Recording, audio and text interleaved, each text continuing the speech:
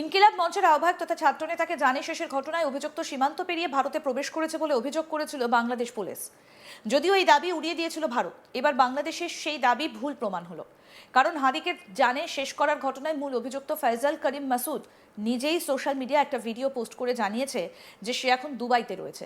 সেই ভিডিওটা ভাইরাল হয়েছে সোশ্যাল মিডিয়ায়, যে ভিডিওতে ফয়সাল করিম মাসুদ নিজে এবং তার ভাইকে নির্দোষ বলে দাবি করেছে। ফয়সাল দাবি করেছে সে এখন দুবাইতে রয়েছে, তার কাছে নাকি দুবাইয়ের 5 বছরের মাল্টিপল ভিসা ছিল। তার দাবি হাদির মৃত্যুর ঘটনায় সে ও তার ভাই কোনোভাবেই জড়িত নয়। এছাড়া এই ঘটনায় তার পরিবারকে যেভাবে হেনস্থা করা হচ্ছে তারও প্রতিবাদ করেছে সে। তার দাবি সে হাদিকে চিনত, ওর সঙ্গে দেখাও করেছিল। হাদির সঙ্গে তার ব্যবসায়িক লেনদেন ছিল বলেই দাবি করেছে অভিযুক্ত। ভিডিও বার্তায় ফয়সাল মাসুদ জানিয়েছে, আমি হাদিকে মারিনি, এই ঘটনার সঙ্গে আমি জড়িত নই, নিজেকে রক্ষা করার জন্য আমি দুবাইতে চলে এসেছি। হাদি জামাতের প্রোডাক্ট, এই ঘটনার পেছনে জামাতেরই হাত থাকতে পারে। আইটি ফার্মের পেশাগত মালিক হিসেবে আমি হাদির সঙ্গে দেখা করেছিলাম, আমি তাকে 5 লক্ষ টাকাও দিয়েছিলাম, সে অগ্রিম চেয়েছিল, আমাকে মিথ্যে ফাঁসানো হয়েছে। কি বলছেন ফয়সাল করিম মাসুদ অভিযুক্ত, শুনবো এবার। হ্যালো এভরিওয়ান, আমি ফয়সাল করিম মাসুদ। আপনারা যে হাদি হত্যাকাণ্ডের সাথে আমার জড়িত থাকার কথা জানেন, আসলে প্রকৃতপক্ষে আমি হাদি হত্যার এই ঘটনার সাথে কোনোভাবেই জড়িত না।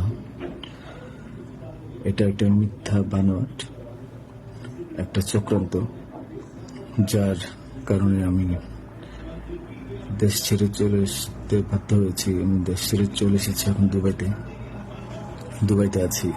আমার দুবাইয়ের 5 বছরের মাল্টিপল ভিসা ছিল, যেভাবে হোক অনেক কষ্ট করে দুবাই চলে এসেছি। আর আপনারা এই হাদি হত্যাকাণ্ডের জন্য মিথ্যাভাবে আমার ফ্যামিলির সবাইকে জড়াইছেন। তাদের কোনো দোষ নেই, তাদেরকে আপনারা সবাই মিথ্যা হয়রানি করছেন, যেভাবে পারছেন সেভাবে অত্যাচার করছেন।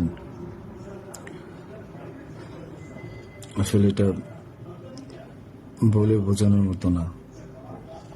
আপনারা অনেক অত্যাচার করছেন, মিথ্যাভাবে তাদেরকে ফাঁসিয়েছেন, আমাকে ফাঁসিয়েছেন। হ্যাঁ, হাদির সাথে আমার সম্পর্ক ছিল, আমি গিয়েছিলাম তার অফিসে যাওয়ার পিছনে কারণটা হচ্ছে,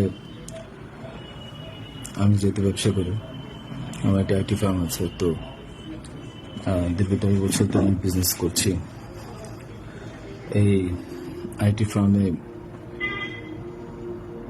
অনেক কাজই হয়, সব সরকারি কাজ হয়। তো এখানে একটা কাজ ছিল অর্থ মন্ত্রণালয়, একটা কাজ ছিল আপনার খাদ্য মন্ত্রণালয়। তো এই 2টা কাজ নিয়ে আমি কথা বলতে গিয়েছিলাম। সে আমাকে পাইয়ে দিবে আশ্বস্ত করেছিল।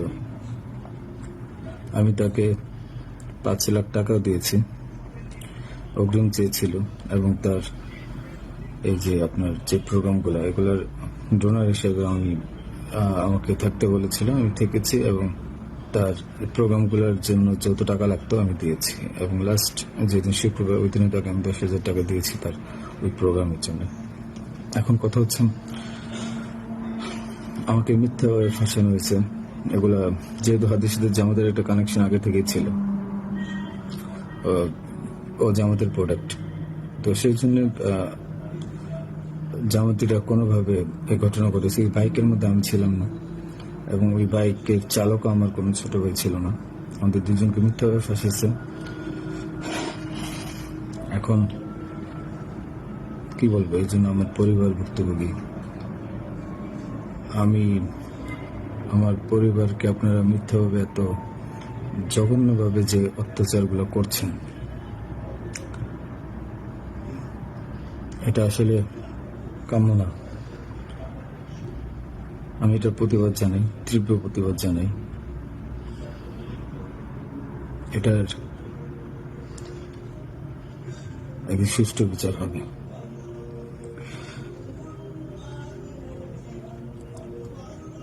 এই ঘটনার সাথে আমার পরিবার, আমি কোনোভাবেই জড়িত না। আর আপনারা যেই ব্যাংকের টাকার কথা বলছেন, এগুলো আমার কামানো টাকা। আমার সরকারি বিলের টাকা। আমি এবছরও 9 লাখ টাকা ট্যাক্স পে দিয়েছি, ট্যাক্স পে করেছি। প্রতি বছরই আমি গভর্নমেন্টকে ট্যাক্স দিই। এগুলো প্রত্যেকটা হিসাব আছে। প্রসঙ্গত বলি, এর আগে বাংলাদেশের পুলিশ দাবি করেছিল হাদিকে জানে শেষ করার পর মাসুদ এবং আলমগীর শেখ নামে দুই অভিযুক্ত 12ই ডিসেম্বরের পর বাংলাদেশ ছেড়ে ভারতে পালিয়ে গিয়েছিল। যদিও পরে সেই মন্তব্য থেকে সরে আসে বাংলাদেশের ইনকিলাব মঞ্চের নেতা ওসমান হাদি কাণ্ডে অভিযুক্ত দুজন পালিয়েছে ভারতে, দাবি করে ঢাকার মেট্রোপলিটন পুলিশ। তাদের দাবি ছিল জানে শেষ করার পর মেঘালয় সীমান্তে হয়ে ভারতে প্রবেশ করেছে অভিযুক্তরা। ডিএমপি মিডিয়া সেন্টারে এক সাংবাদিক সম্মেলনে অতিরিক্ত কমিশনার এস.এন. নজরুল ইসলাম জানান, হাদি কাণ্ডে অভিযুক্ত ফয়জল করিম মাসুদ এবং আলমগীর শেখ হাদিকে শেষ করার পর স্থানীয়দের সহায়তায় ময়মনসিংহের হালুয়াঘাট সীমান্ত দিয়ে ভারতে পালায়। তিনি আরও বলেন, তদন্তের ভিত্তিতে আমাদের কাছে প্রাপ্ত তথ্য অনুসারে সন্দেহভাজনরা হালুয়াঘাট সীমান্ত দিয়ে ভারতে প্রবেশ করে। তারা সীমান্ত অতিক্রম করার পর প্রথমে পূর্তি নামে এক ব্যক্তি তাদের নিয়ে যায়।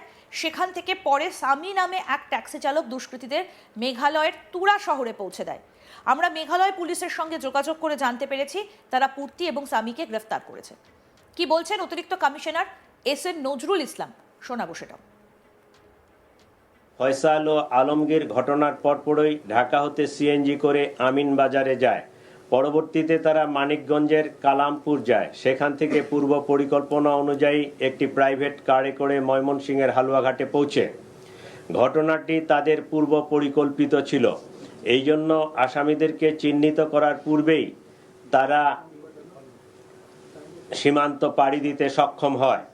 হালুয়াঘাটের পূর্বে মুন ফিলিং স্টেশনে জনৈক ফিলিপ এবং সঞ্জয় তাদেরকে গ্রহণ করার জন্য অপেক্ষা করতে থাকে। ফিলিপ তাকে সীমান্ত পার করে ভারতের মেঘালয় রাজ্যে জনৈক পুত্তির নিকট হস্তান্তর করে।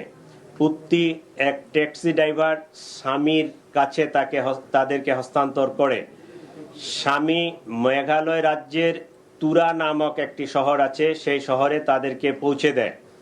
আমরা ইনফরমাল চ্যানেলে মেঘালয় পুলিশের সাথে যোগাযোগ করে যেটি জানতে পেরেছি, তারা ইতোমধ্যে পুত্তি ও স্বামীকে গ্রেফতার করেছে।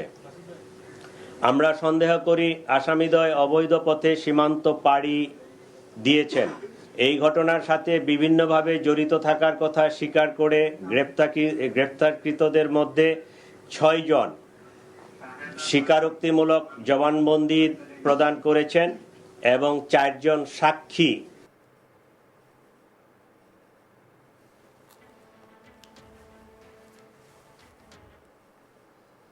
আরও আপডেট পেতে দেখতে থাকুন আজ তাক বাংলা। সাবস্ক্রাইব করুন, নোটিফিকেশন পেতে বেল বাটন অপশন প্রেস করুন।